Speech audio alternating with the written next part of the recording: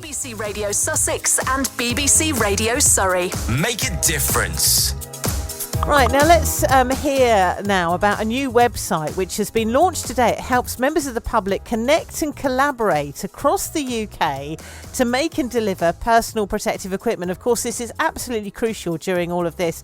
It's been founded by Adam Bates of Burton-on-Trent and his friend Brighton-based Luke Flegg, who join me on the programme now. Let's talk to Adam first of all. So Adam, just tell us a little bit about how this idea came about.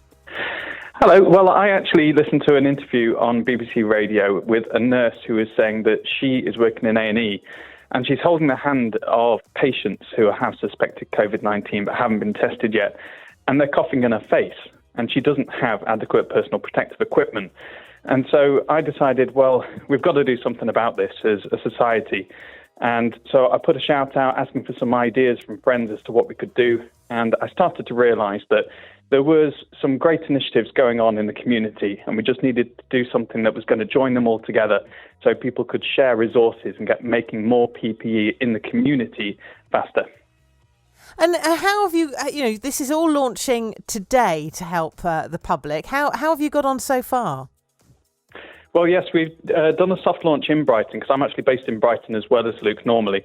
And what we've done is we've put the message out there just on Facebook saying, if you want to help make PPE, if you're making PPE, if you need PPE, or if you can supply existing PPE, then please plot yourself on the map, because this is what the website is. It's a very simple map where people can click on it. They can add their own details and look at what else is going on in Brighton and Hove and beyond to actually find out about how they can get involved in creating this PPE.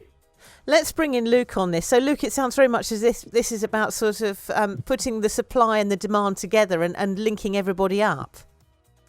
Hello, yes, exactly. And there are some other projects doing things in a similar space, and we've already been talking to some of them, like the amazing Med Supply UK and Frontline Live. And there's a lot of local groups as well. So it's really important that we kind of join up what we're doing together. But it's been so amazing to work on, so fast moving. But it's one of the things that makes me most proud to live in this country, that so many people just want to get up off their sofa and try and help be part of the solution. It's so easy to make some of the PPE.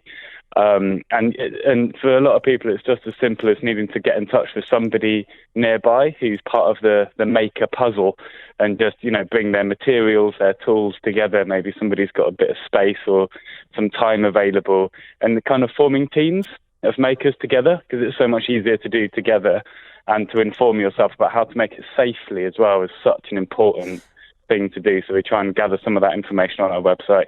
It is astonishing, isn't it, how design. a lot of sort of companies that have not been able to do their usual work have turned their attentions to making this equipment. I spoke to someone a couple of weeks ago, sort of a theatrical costumes company that were doing this. A lot of people have got the skills, they're just adapting them to provide this equipment.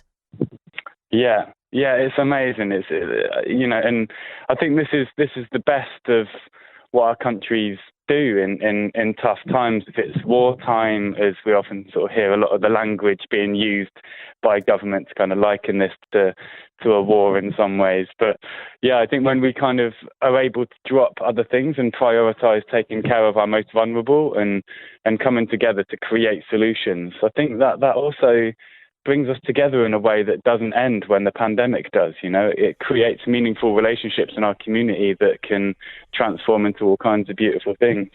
So I think it's an exciting time to come together and solve problems and take care of each other. And this is clearly going to make a real difference. Adam, as Luke said, this is quite humbling to see what's going on and what people can do to help. How do people find out more about what you're doing and how you're linking people together? Very simply, everyone can go to ppemaker.net. So this is the PPE Maker Network. So that's ppemaker.net.